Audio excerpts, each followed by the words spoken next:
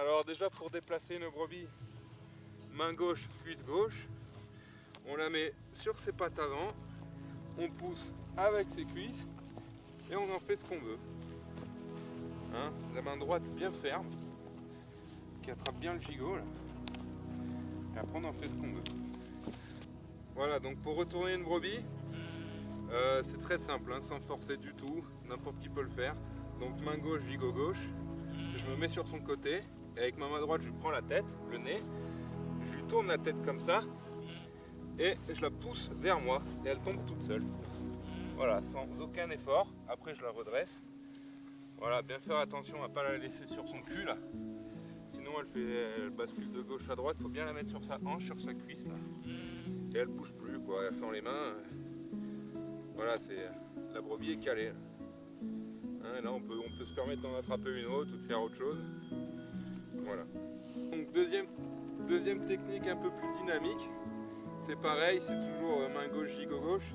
Sauf que lui de lui attraper la tête, je lui attrape le cul. Et avec mon genou droit, que vous voyez un peu mieux, avec mon genou droit, je vais lui mettre un petit coup comme ça, vers là, et avec le cul en même temps, avec ma main droite, je lui tire le cul comme ça. Ça fait ça. Voilà, c'est un peu plus, c'est plus rapide. Faut peut-être avoir un peu plus, c'est plus pour les grands formats quoi. C'est plus pratique pour moi, je trouve que c'est beaucoup plus rapide. Et voilà, hein, je la recommence. Allez, c'est bientôt fini. Donc main gauche, gigot gauche, je me mets un peu sur le côté, le genou droit qui rentre dans le ventre, là. La main droite sur le cul et j'appuie. Voilà, sans aucun effort. Bon bah ce qu'il faut jamais faire et que je vois souvent, enfin faut jamais le faire, disons que vous allez vous faire vraiment mal pour rien, c'est de retourner la brebis comme ça. Là. Ah ça c'est vraiment les débutants qui font ça, qui forcent comme des ânes. La brebis elle recule, toi tu te fais mal au dos. Et la brebis elle est énervée, ça sert à rien. Tu te fais chier, tu retourneras jamais 400 brebis comme ça.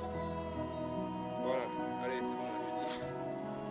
Donc là je vais attraper une brebis, je vais vous montrer comment l'immobiliser avec juste un doigt.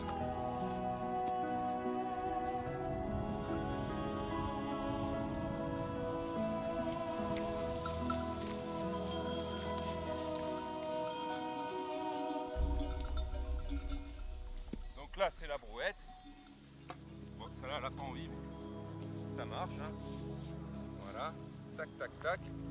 Faut pas trop lever la patte arrière sinon elle tombe en avant. Il faut essayer de rester les pattes arrière quand même un peu bas du sol. Et alors là je mets mon pouce dans sa bouche et elle est bloquée.